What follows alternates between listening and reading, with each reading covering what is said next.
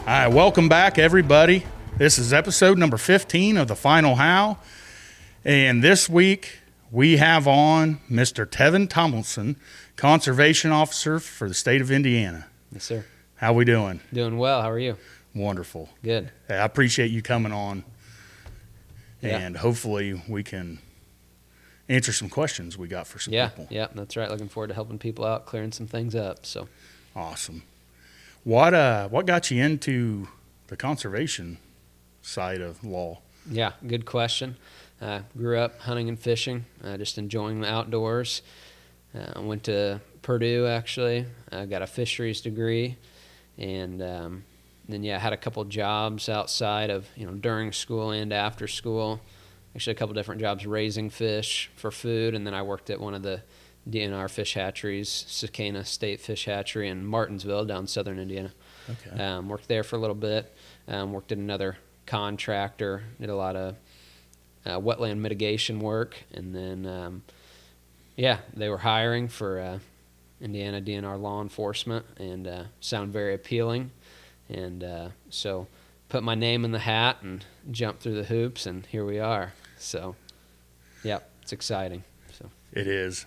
That's a neat job because you get to deal with all sorts of wildlife and what's your day to day kind of consist of like?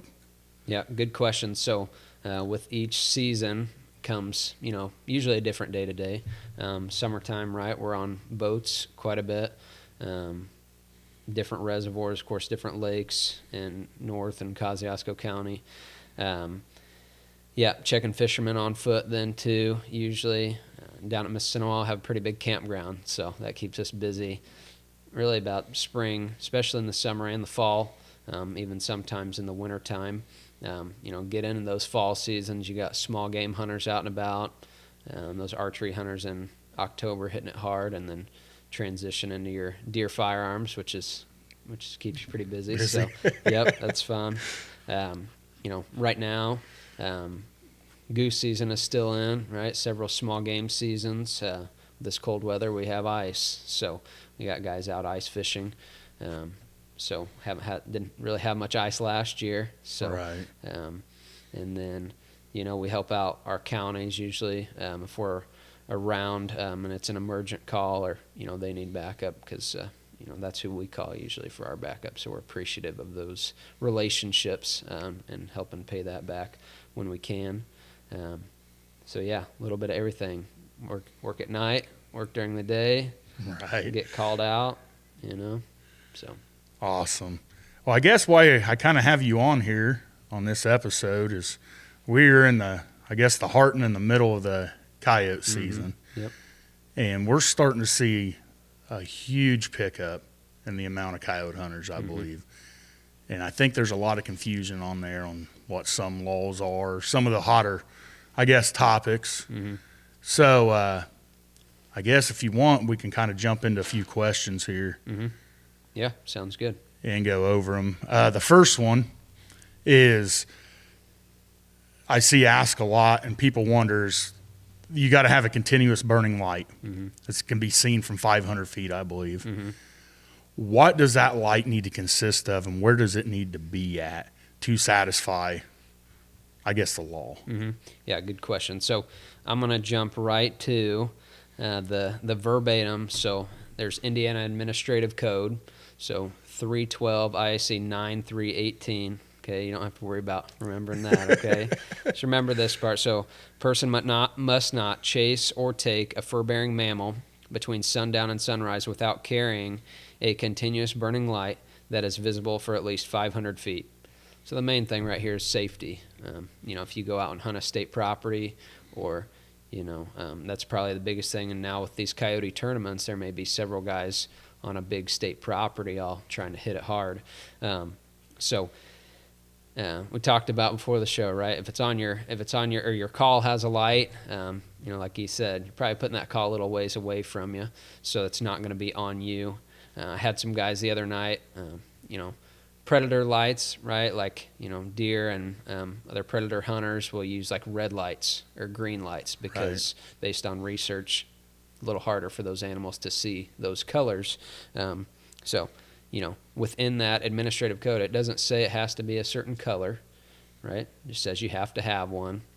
Make sure it is visible from 500 feet. So, whether, you got facing the rear. I mean, if you think about a coon hunter, right, they usually have that light directly on the front of them. Right. If their dog is treed a coon, they're going to be shining that up in the tree, and that's going to be visible from a pretty good ways away. But that's what the administrative code says. So have it on you, visible from 500 feet. Doesn't have to be a certain color. If you have a hat on backwards, have a light on there. Just have it with you to where you can be seen by another hunter. So it doesn't necessarily have to be visible 360 then? Doesn't say that in the law. Okay. Yeah. Probably in a hunter's best interest for it to be 360 degrees, right, for safety.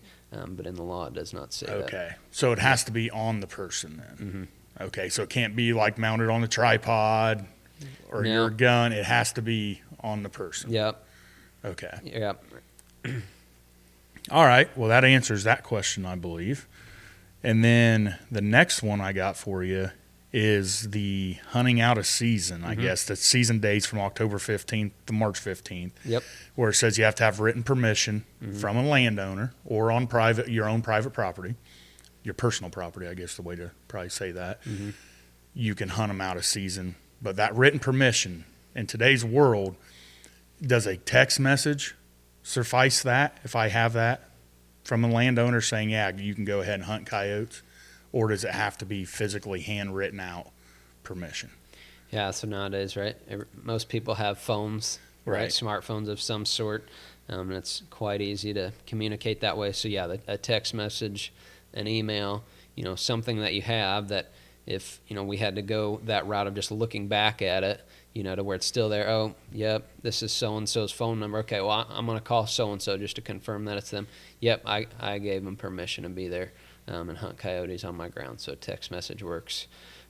Indiana has a great form you can print off online, and let's see, I had the exact, just a permission to hunt private land form, so it has the Indiana code relative to them not being responsible if somebody gets injured, has lines for signatures, has two pieces. You can cut it so the landowner has a piece and you have a piece, and that's your truly, I guess, written, maybe not typed, but a typed permission from the landowner would work. Okay. Yep.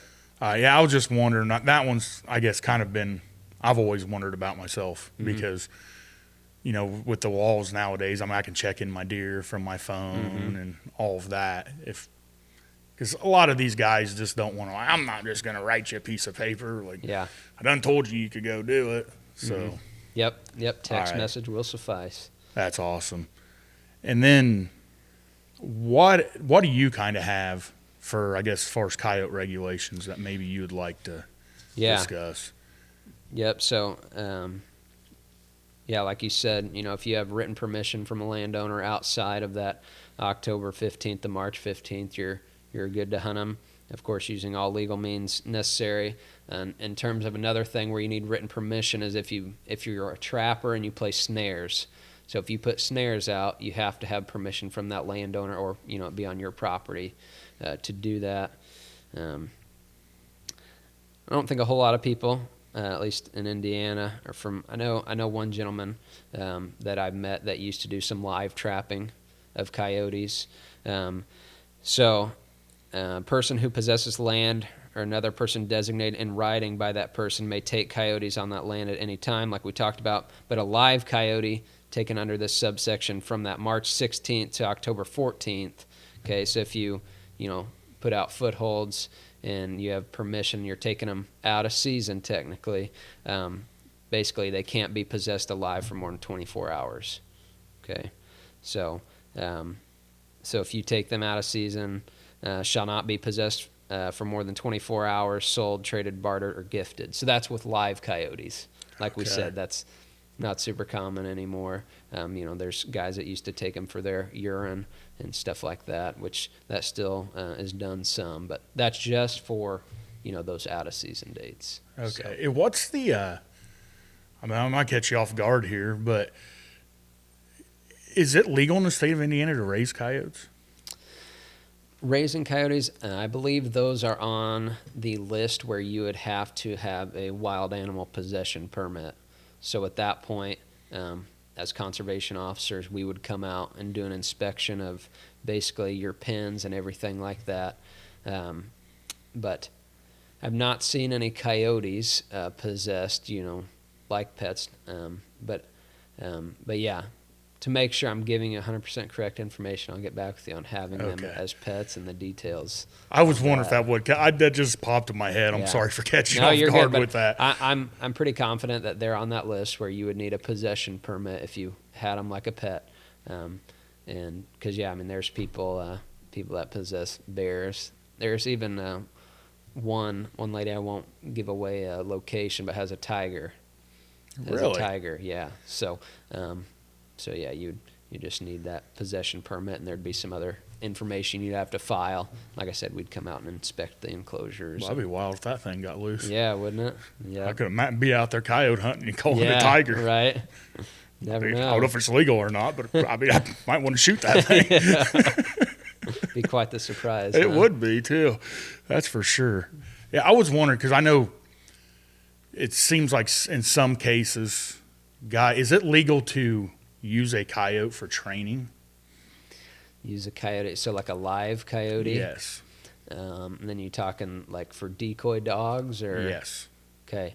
I have not, so from my experience, I have not run into that. And yeah, I'll get back with you on that one too, because I've seen those, those decoy dogs that, bring them in till the hunter's able to get a shot. And, they'd probably need having a live coyote for training. Could be beneficial for them.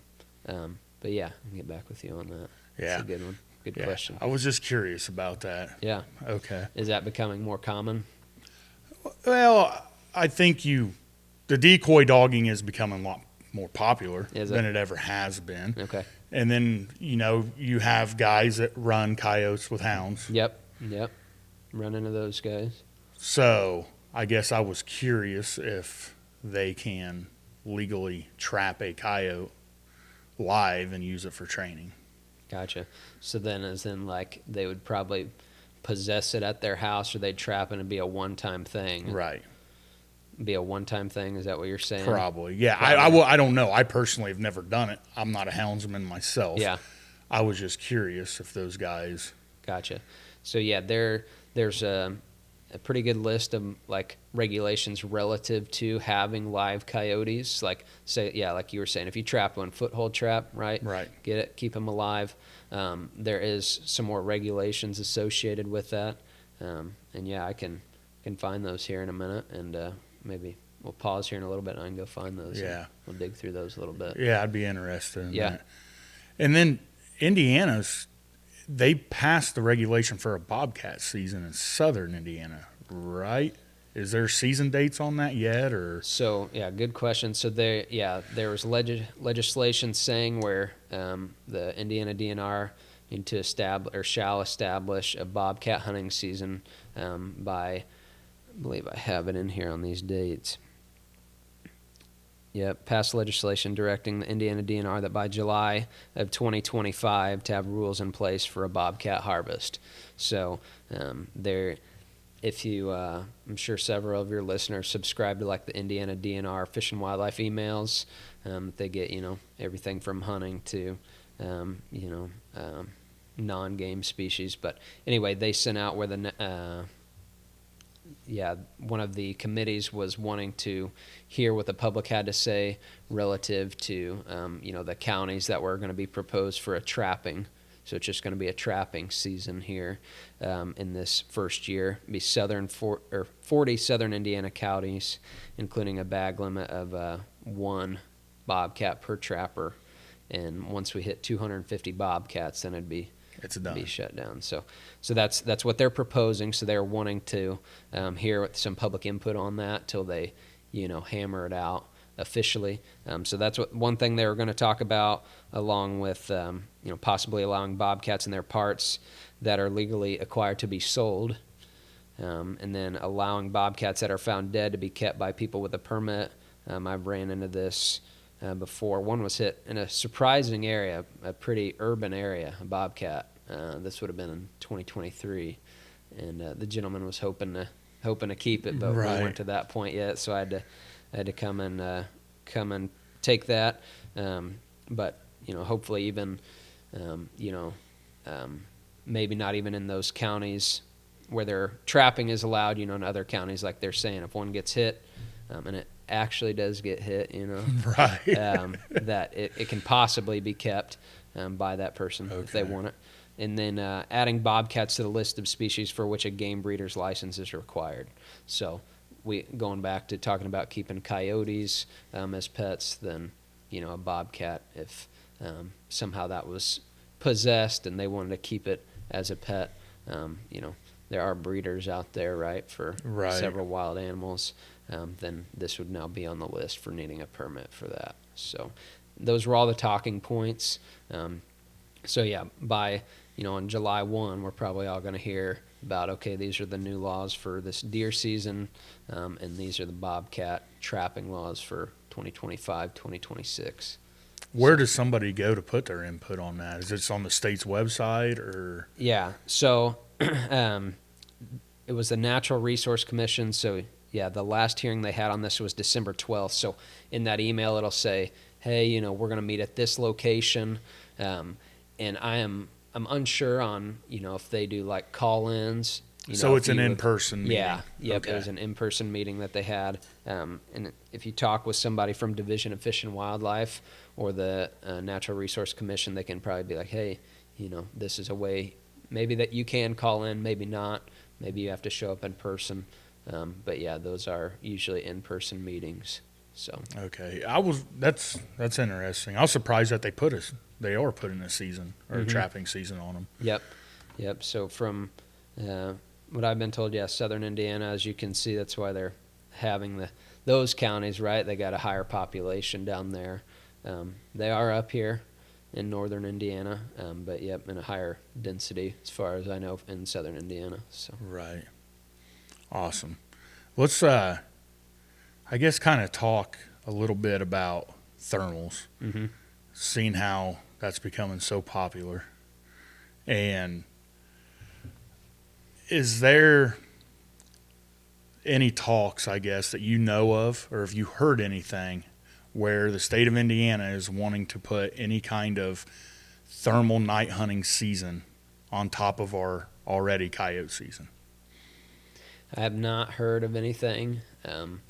The headquarters staff of Indiana DNR law enforcement, they're aware of the continued technological updates, right, and a lot of hunting equipment. The drones, the thermal and night vision scopes, thermal scanners, they're aware of all those. But I have not heard of any changes. Not saying they're not going to come, but yep, I just haven't heard anything. Okay. So, all right. Though hopefully that kind of slows down or stops anybody from the rumor mill that's happening right now. Yeah, I know. Is there some stuff on social media people are thinking are going to change? Yeah, there's some people that are making comments and bringing up. It's a fun topic. It's an interesting topic to talk about. But you know how the world of social media is. Somebody's like, well, I talked to so-and-so. Well, who'd you talk to? The DNR. Well, who'd you talk to at the DNR? Is it just somebody's opinion or is it facts? Like, that's two completely different things. Yep, facts and opinion. What's going on? And go ahead. I'm sorry. No, you're good. I know other states, they have certain rules or regulations like that relative to, no night hunting during, deer season, right? Those sort of things. But yeah, in Indiana, we have those established predator seasons, and as long as you're within the legalities of that, I haven't heard of any big changes coming down the pipeline for those. So. Right, and that's what I think when some people get comparing to other states. It's like, well, a lot of times those other states that have implemented a night thermal season have a year-round coyote season. Okay. Like Kansas, for an example, or Iowa or whatever. Those states, to my knowledge, they have a 365 open season. You can kill coyotes whenever. Okay. And since the thermal night hunting's become so popular, they've made a night season for thermals. Okay. You know, some states I think Ohio's maybe one. It goes out during their gun season, I think, or maybe Missouri. Anyways, I'm not going to speak on other people's laws, but I don't want to get anybody confused. But definitely check your regulations. Yep. But so there's no upper talks in the state of Indiana about that you're aware of. Yeah, not that I know of. So, yep, not that I know of. Okay. And along the same lines as the thermals,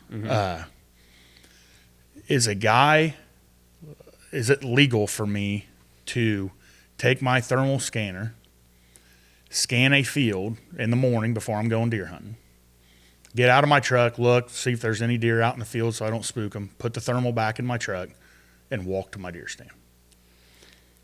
No, because at that point you're using your thermal, you're scouting that field technically, right? So it's aiding you in your hunt. So without thermal, without night vision, you know, unless it's a full moon and you got snow on the ground, maybe you can see what's out there, right? But from, with the human eye, and if it's pitch black dark, like, you're not going to know.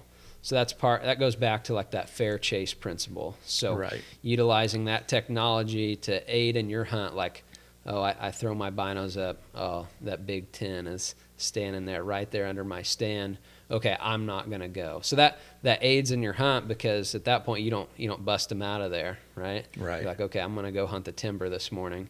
I'm going to come back here to the field. I know, I got a trail cam here too. Whatever. I saw him with my thermal that he was out here this morning, or my night vision.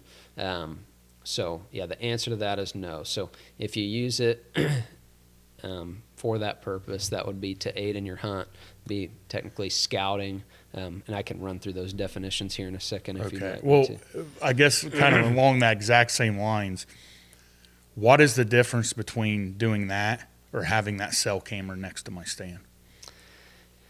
Yeah, so your cell camera, technically, right, it captures that one area that they walk in front of. Okay. But yeah, that is one of those things. There's guys that are certain out west states, we'll say, that have outlawed cell cameras, right? That you can only use regular trail cameras that don't send you that real-time picture of when the animal is, where you can kill it. But yeah, that's a great scenario, a great question. But yeah, cell cams, Indiana sees it's legal. You use that thermal, and let's just, I'll jump into that definition. So, and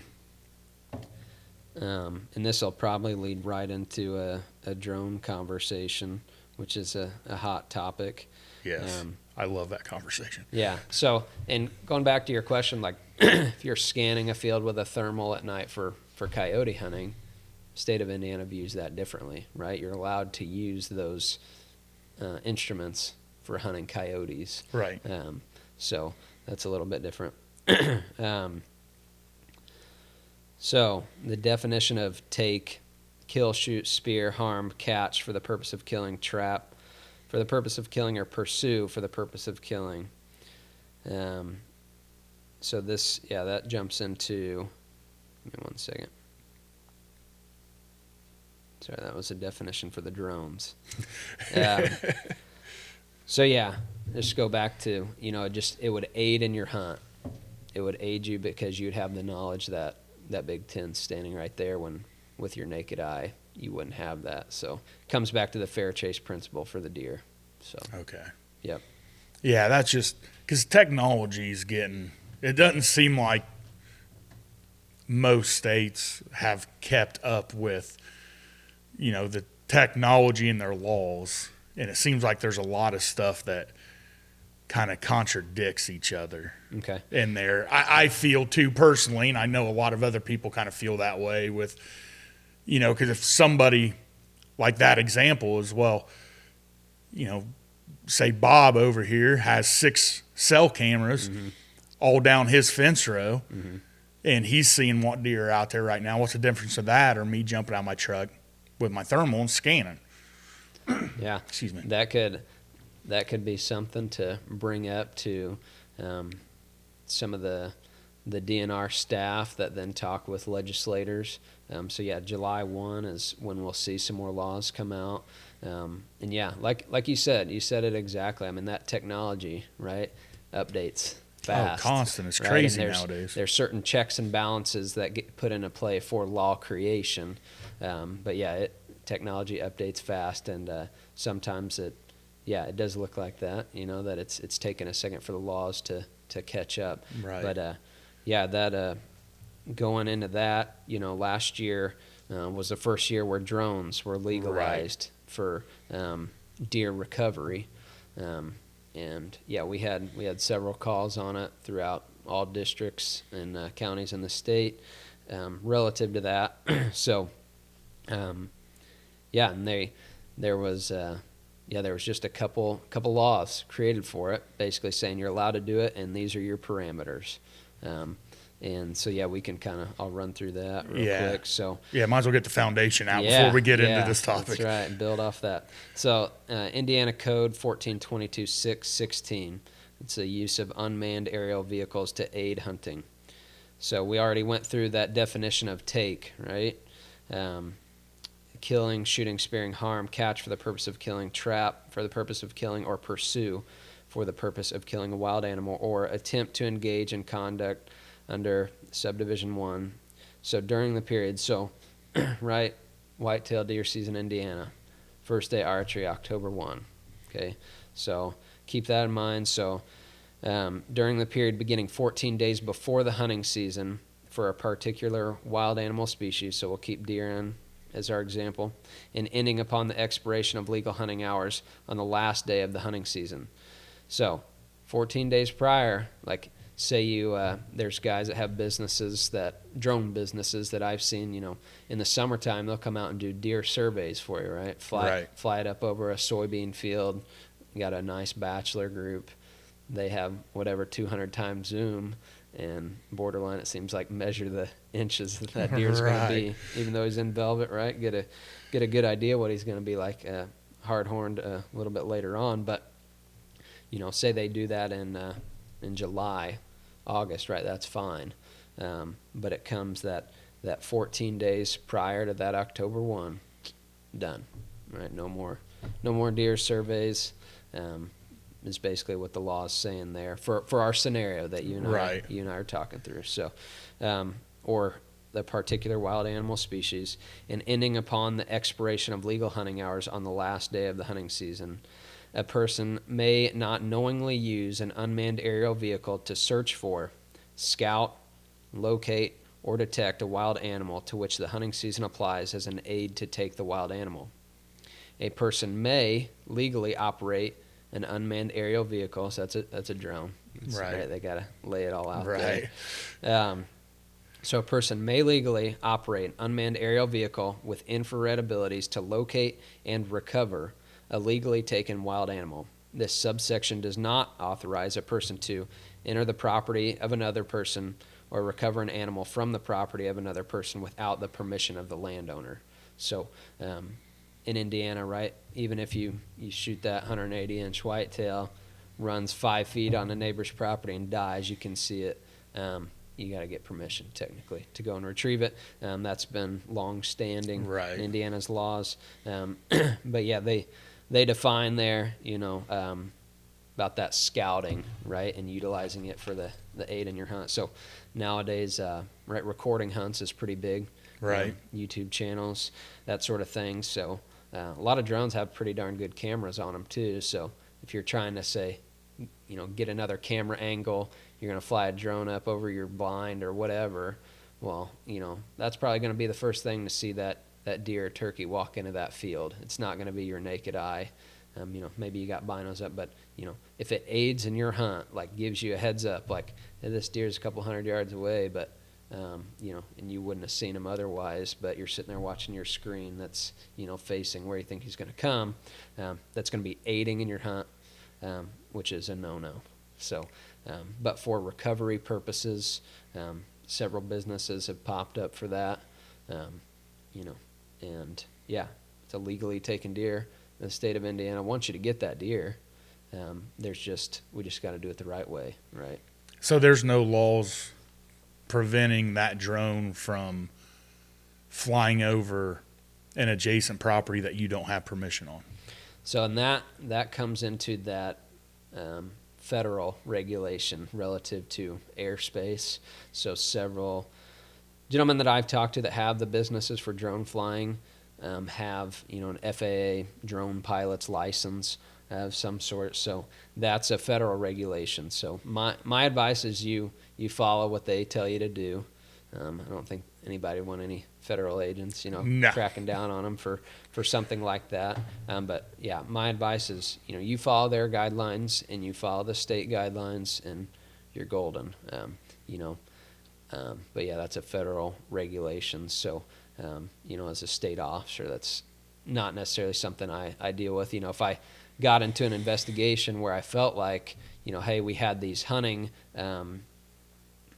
there was something illegal related to the hunting, and then, there was a drone used, and then, if I had questions, we have, we can call those FAA investigators that are, clear on all their laws and get in touch and go that route. So, but yeah, just go by the book. If you had to take a test and pay money for that test, just do what they tell you. Yeah, I would say that, kind of in my opinion, is if you call out a guy to come out to recover your deer with a drone, just because if he says or if he can legally fly it over somebody else's property, it's still probably worth going and asking that landowner, say you're searching for a deer, get permission to fly that drone over, because even if you find your deer and he finds out that you were flying that drone and he's not happy, he can tell you to, go pound sand, and you can't get your deer anyways. Mm-hmm. So just because you can find it doesn't mean you can go get it in the state of Indiana. That's correct. So just like you said, talking to that landowner, possibly building that relationship to where, if that happens in the past or in the future again, where you shoot a deer and it runs over there, hopefully it's an open door both ways of, him being allowed to come on your property to get a deer and vice versa. So yeah, definitely talking to the landowner before you fly a drone would be in a hunter's good interest to do that. Right. And along that lines now, let's say in this scenario, I shoot a deer on my property, mm-hmm. and it runs over, I can't find it, I call in a drone. Mm-hmm. We're sitting in my driveway, mm-hmm. or in the lane, wherever it is. He puts that drone in the air, goes over, finds that deer, and that deer is laying there, picking its head up, moving it. Mm-hmm. But you can see the wound on that deer. Mm-hmm. Now, is it legal for me to go in there and finish, that deer off? Or how's the law look at that? Because technically I haven't harvested that deer because he's still alive. Correct. And that drone's in the air. Correct. Telling me where this deer's at. Mm-hmm. Is that aiding in the hunt if I go in there to get that deer? Or does that drone operator have to leave? I mean, he still give me the coordinates, I guess. I mean, I've never had that. I don't know how it works. Correct. Yeah, great question. We had that happen this year. So, right, you made an attempt to legally take that game, but it's not legally taken yet, right? It's still live, just like right. you said. So still live, drone flies up, boom, he's there. Let's say, whatever, maybe at a one lung hit, right? And that big buck's still right. somehow alive. Where he's at. So the law talks about the recovery, right? And it talks about aiding in the hunt. And there were some drone operators that have talked to command staff hoping to get some more laws in play to really clarify that. But as a hunter and as an officer too, you got to look at that fair chase, right? I mean, you are trying to do the right thing of recovering that deer. Right. And now you have this info, okay? Maybe give them another, say it's going to be cold, you give them another night to expire. Then you go out there on foot, and hopefully he is expired. But based on the law, just go back to, what this says. That's what the law says. My opinion doesn't matter. It's what the law says relative to, are you using that in scouting for that deer, or are you using it for the recovery of that deer? Do you have the right intention? Like, is your intention just to, throw that drone up there because bigger buck's in the area and you lied to that drone operator, and you just really want to scout? But I wish I had a better answer for you. But the law says, for recovering game, fine. For scouting or aiding in that hunt, it's not okay. For that exact scenario of a live deer after you put a shot on it, this last year we took them, kind of on a case-by-case basis. That's what I was getting ready to ask. So it sounds like to me that is an officer's discretion of the situation. That's what it sounds like to me. Yep, going to be case-by-case basis on all the information that's present. So. Okay. Yep. And like I said, there may not be more laws come July 1st on this. I know that I've talked with one drone operator in particular, and he's really wanting that, right? Really wanting that clarification. I think that would be a good thing. But once again, that's my opinion, and currently this is what the law says. Yep, case by case basis. Yeah, because that seems like to me one of those situations to where if somebody is trying to do the right thing and, it's a gut shot deer, I feel in my heart that most hunters try to be ethical about stuff. Nobody likes to see anything suffer. Correct. But we all know if you make a bad shot and that's a gut shot deer, a lot of times gut shot deer take 16, 20, 24 hours to totally expire. You shoot him in the morning, you call a drone in, he comes in, yep. Because it seems like when you see a lot of those videos, those guys find a lot of deer still alive. A lot of them. And you go in and it's like, man, I don't want this thing to sit here and suffer.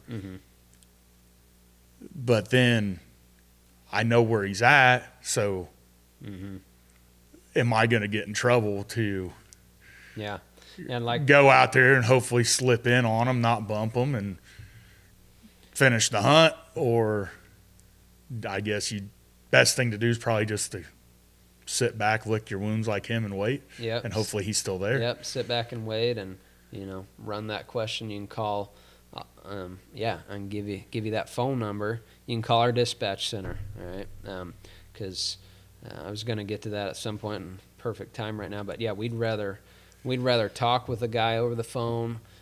Come to where everything's going down in the field, and let's get it figured out right there before somebody leaves, with some paperwork that they really didn't want. Right. That could have been prevented if they just, hey, I got the local CO's number, I got dispatch's number, I'm going to call this in, I want to do it the right way, and that's the way to go about it. So call, this is the Indiana Conservation Officer dispatch number. This is 24 hours, 7 days a week. There's dispatchers in there. Phone number is 812-837-9536. So they'll have questions that they'll ask you to get your location, what county you're in, and get somebody to you.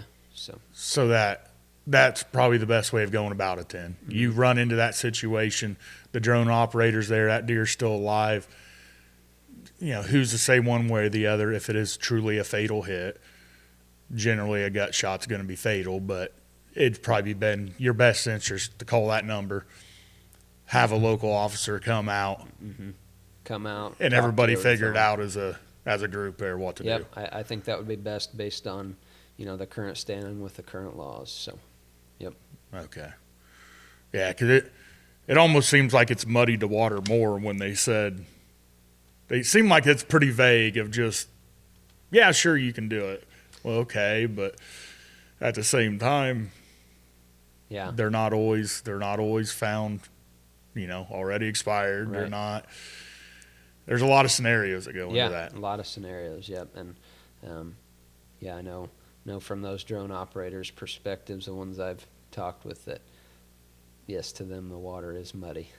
So, like I said, hopefully here in July 1, we'll get some more answers. Yep, some more answers. So, and I'll take that in. So, that drone flying for deer. So, some of the guys I talked to, they had calls for wounded deer out at Mississinawa, right, state ground, and I talked, and they're like, can we come out there? Is that legal? I thought it was not legal. So Mississinawa property, it's owned by the Army Corps of Engineers, federal entity, leased to the state of Indiana. There's parts that the Army Corps still has sole control over, like the emergency spillway over there. A lot of people are familiar with that. But yeah, leased to the state of Indiana, and there's a property regulation. As long as you don't land, taxi, take off, park, or moor an unmanned motor-driven airborne device, then it's okay. So we had guys asking, can I fly over it? Didn't say in there that you cannot, but now there's been more talks with the Army Corps of Engineers, who on their properties they have a strict, like, no flying policy. Once again, that's a federal property, federal regulation, and as a state officer, I don't enforce those regulations. On, say, Mississinawa, I focus on those property regulations through the state. So, waiting here, there's probably going to be some more regulations relative to that of flying over those properties in search of somebody's deer. So based on the current property regulation and, what for last season that just ended here in for 2024-25, early 25, they were allowed to do that. So that may change. Okay. So, yeah. So like we talked about, right, that technology, that pace is rapid. Right. It takes a second sometimes for those laws to catch up. Right, and you're dealing with the government at the end of the day. Sometimes that's not a super fast process. Because I'm assuming they talk to the Army Corps of Engineers, right? Yeah. That's who, It's not your jurisdiction, I guess. So they would have to go find a representative from them to get the okay or the clarification. Yep, that's correct. So, there's been talk amongst DNR and Army Corps of Engineers to get that all figured out. So as of right now, they can fly a drone on public ground. So technically, is based on the way this property regulation reads, which is our guidance, if you fly it from a public roadway and you put it up over that Mississinawa property, and you never landed on there, you never landed on the water, you never do any of that, and you lands back right there by your truck on the public roadway, falls in line with that property regulation. Yeah. So, does. Yeah. Good thing, and hopefully there's going to be some clarification for those guys. I hope that for them, they get that clarification. Because it's got to make your job easier when there's a little better clarification, I would think. Hopefully. So that way, yeah. All right. And then kind of off that subject for now, with suppressors and everything becoming more popular, you hear kind of mixed feelings or mixed emotions. Do I have to have my tax stamp with me on my person when I am out in the field hunting? Good question. So that's also a federally regulated thing, right? That tax stamp. So if the ATF says, hey, when you have this in your truck, your suppressed firearm, your suppressor, and you need it, then do what they say. If they say, oh, you don't need it, then listen to what they have to say. Okay. So, but yeah, that would be a federal entity. Probably ATF, that would be the one that would give you guidance on that. So. Okay, because I know I've even personally heard either way that some say, I've never seen anything written one way or the other, I guess is my take on that. But you've speak to some people in certain positions, they say you have to have it.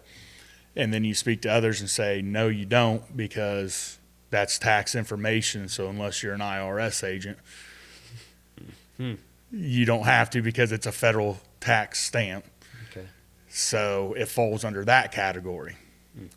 So I've never really known what is the truth on that. Yeah. If I'm out in the field coyote hunting, I'm doing everything right, is that something that the state of Indiana looks at and asks for?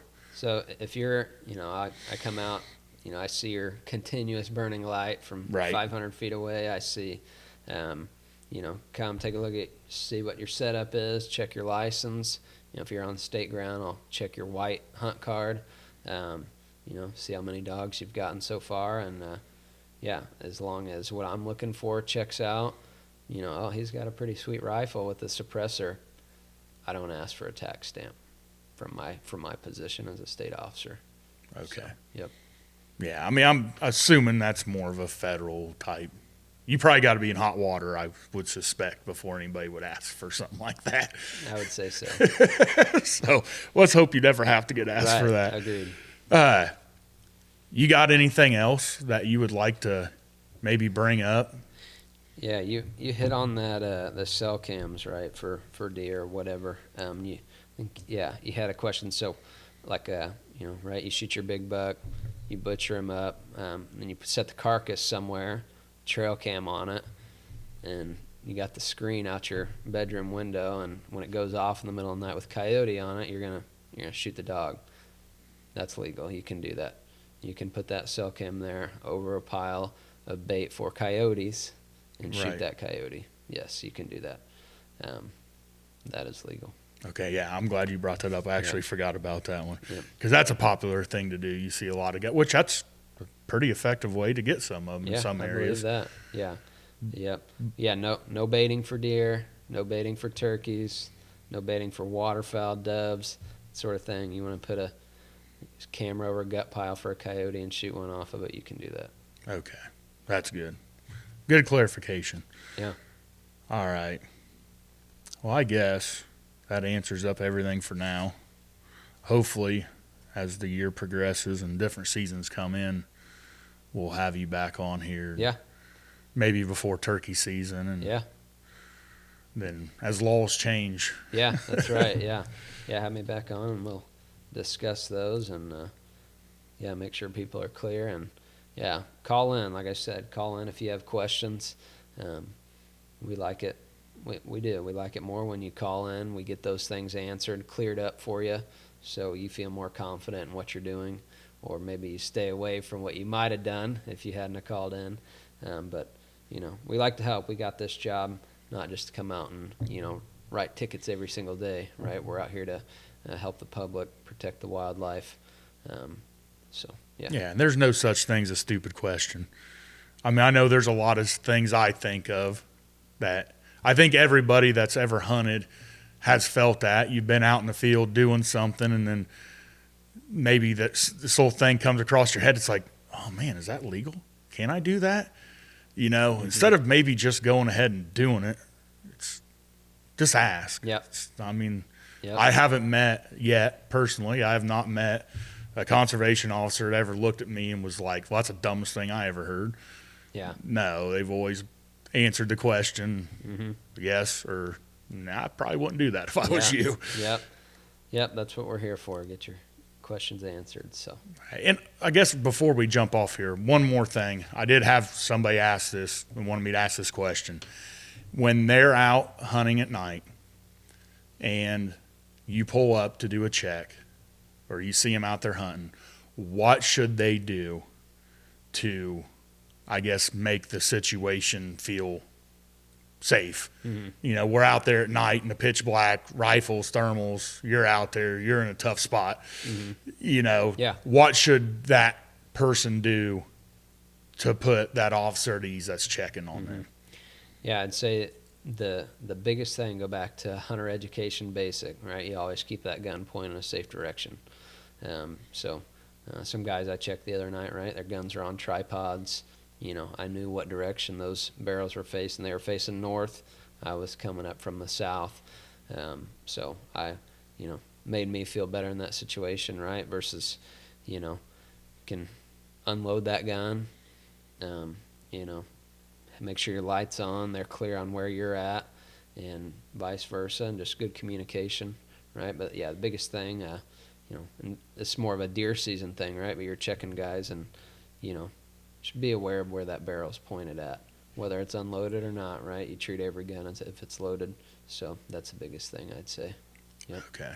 Yep. I'm glad Brandon would be mad at me if he knew I forgot to ask you that. Yeah, good question. Appreciate that one. Yeah. All righty. Well, on that note, we'll go ahead and jump off here. I sure appreciate you coming in and answering some of these questions. And if anybody else has any questions, call the number he gave you. Don't be afraid to ask anybody. Yep. And any more parting shots before we jump off here? Yeah. You guys, you outdoorsmen and women that do things right, you're our eyes and ears also. There's one other number you can call, 1-800-TIP-IDNR. So that's a tip line. If you call in, maybe even anonymously, leave information and a big case is made and, they're convicted, there can be some money that goes into your pocket for calling into that. So in Indiana, we do believe protecting wildlife is important. So that's a perk for the outdoorsman that's willing to come up and talk about somebody not doing it the right way. So 1-800-TIP-IDNR. There you go. They can call. So awesome. Well, like I said, I appreciate it again. Yeah. Everybody go out, shoot your guns, make sure you're sighted in, have a good time, shoot straight. Thank you.